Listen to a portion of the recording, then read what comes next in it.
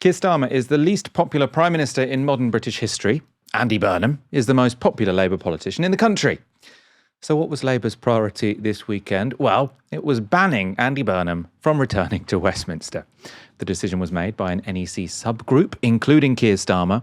The group voted by 8-1 to block the Manchester mayor. Deputy Leader Lucy Powell was the only member of the committee to support Burnham's bid to stand in the Gorton and Denton by-election. MPs on the left and soft left of the party were furious. Louise Haigh said there's no point pretending we don't have a problem connecting with the public at the minute. The leadership should not feel threatened by having one of the most popular politicians in the country as part of the national team. John McDonnell had stronger words. So he said, "Do not underestimate the depth of anger people will feel about this disgusting decision. Starmer could have showed magnanimous leadership, but instead it's cowardice." Andy Burnham sort of hasn't wanted to speak properly about this to camera since the decision was made. He sort of put out a sort of boilerplate sort of statement last night. On X, though, this was more interesting. He did seem to imply Labour would now lose the by-election. Replying to Tom Baldwin, who is Keir Starmer's biographer, Tom Baldwin said, "I've always liked Andy Burnham, but the prospect of him returning to Westminster has already added to inward-looking psychodrama that does no one any good, and an unnecessary by-election for Mayor of Manchester might well have resulted in long-term damage to his reputation too." And Andy Burnham says, "I'm not sure losing a by-election does us any good either, Tom." So that sort of implies that Labour are now going to lose that Gorton and Denton by-election because Andy Burnham's been blocked. Keir Starmer's response to all of this was not particularly convincing. Andy Burnham's doing a great job as the Mayor of Manchester, but having an election for the Mayor of Manchester when it's not necessary would divert our resources away from the elections that we must have and that we must fight and win. And resources, whether that's money or people, need to be focused on the elections that we must have, not elections that we don't have to have. And that was the basis of the NEC decision. A lot of your MPs are really upset with you. They think it's cowardly. They think you're running scared because you're worried about a leadership challenge. Can you just address them and tell them your answer to that charge? Millions of people will be better off if we have the continuation of a Labour government in Wales, and if we're able to win the government in Scotland and retain and win councils across England. That's really important. I think we're all united on that. The question is, how do we keep our focus there? And if we introduce elections that we don't need to have in Manchester, that would take money from the party, resource, campaigning, that won't otherwise go to Wales and Scotland and the elections that we do have. And I think for the party, they know that for millions of people, we have the opportunity to improve their lives in these elections, and we all need to be focused on that. I mean, no one's buying it, obviously. To sort of say it's ridiculous is, I suppose, to state the obvious. The thing I find most funny about it is how Keir Starmer understands elections. Because sort of like, oh, we couldn't possibly have a popular Labour politician in the news because we've got elections to fight. If you had, Andy Burnham is fighting this by-election, but also he's in the news a lot. Him and Keir Starmer standing together. There's no reason why they can't both visit Wales and Scotland. He's the most popular Labour politician in the country. And the idea that sort of, we'd have to spend a couple of million quid fighting a by-election for Manchester Mayor, and presumably a bit later in the year, but even if it was at this period of time, like having a popular person on side is much more important than a few leaflets. People don't really vote because they got a leaflet.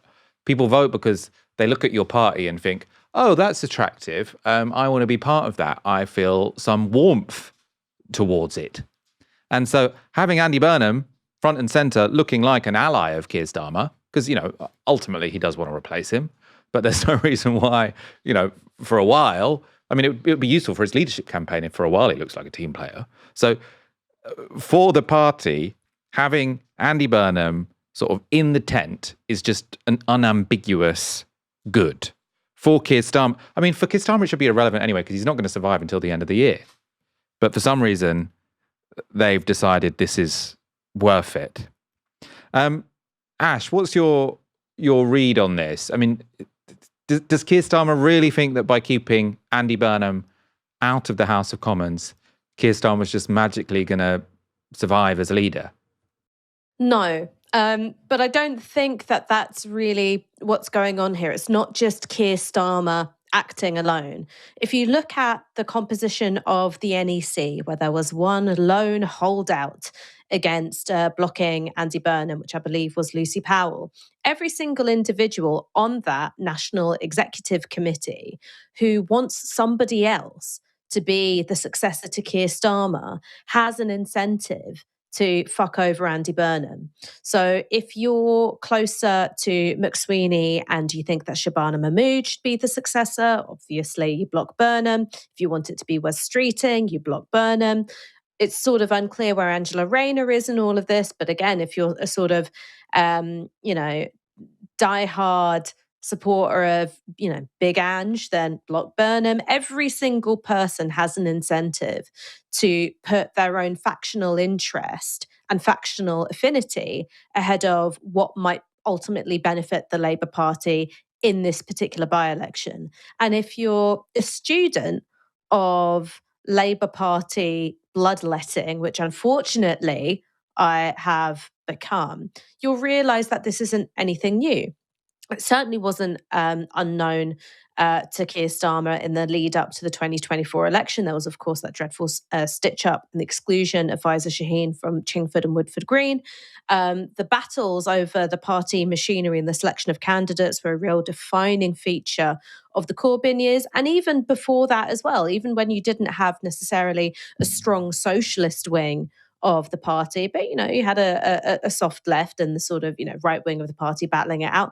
Factional stitch ups, even at the constituent party level, that's what you're trained to do. I think that if you're Andy Burnham, he may have been trying to force some kind of a crisis, some kind of move to delegitimize Keir Starmer further.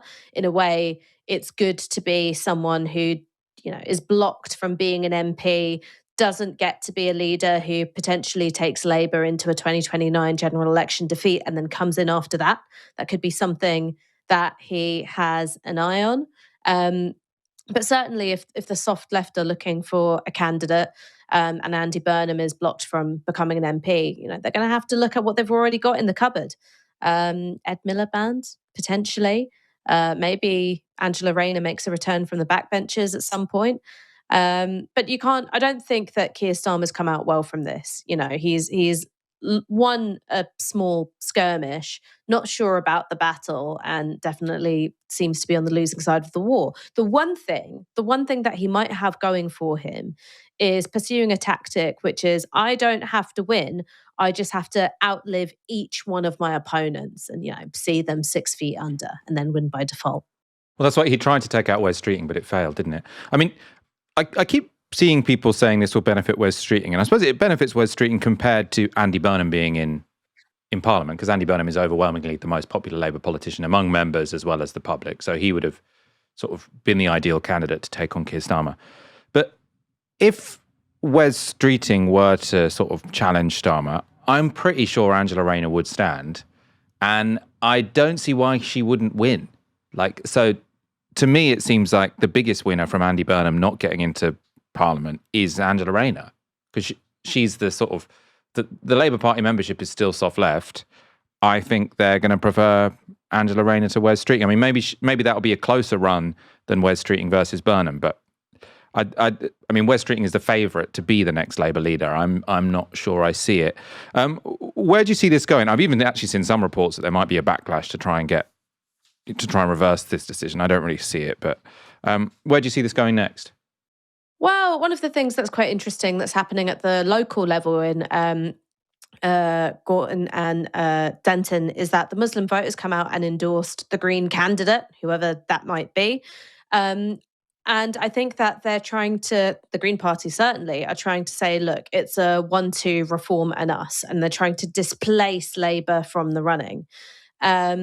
Ultimately, I think that if you're Andy Burnham, this doesn't discredit your political case to be Labour leader. You say, well, look, I was the only guy that could have, kept this coalition together.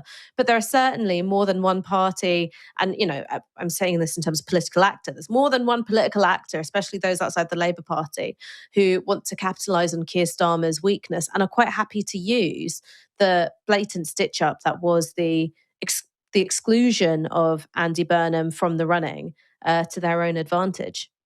Have you been surprised? Because lots of people were talking about there will be this huge backlash if he's not allowed on. And before he was sort of blocked, Ed Miliband had sort of publicly said he wants Andy Burnham to be on the, he wants local members to be able to choose Andy Burnham if that's what they want to do. Sadiq Khan said the same thing. And I suppose when he was blocked, people might have expected a bigger blow up from Labour MPs. But I was sort of looking today for who does this backlash consist of?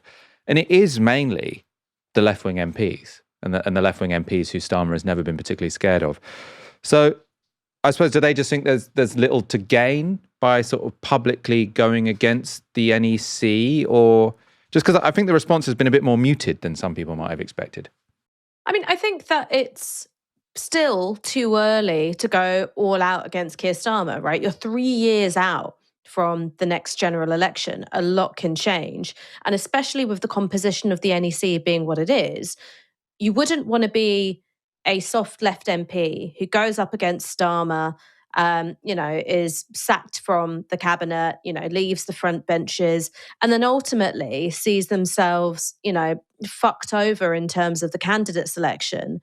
And someone who's closer to Starmer and or McSweeney gets parachuted in. So it's not just about the job you currently have, it's also about your prospect of a job in the next parliament as well. And so that's why it's safe if you're a left-wing MP who Starmer's already, experimented with removing the whip from, who's also, quite frankly, in the dwindling hours of one's parliamentary career, and you don't want a job in government in 3 years' time or 5 years' time or whatever. But that's going to be a very different picture for if you've currently got a government job.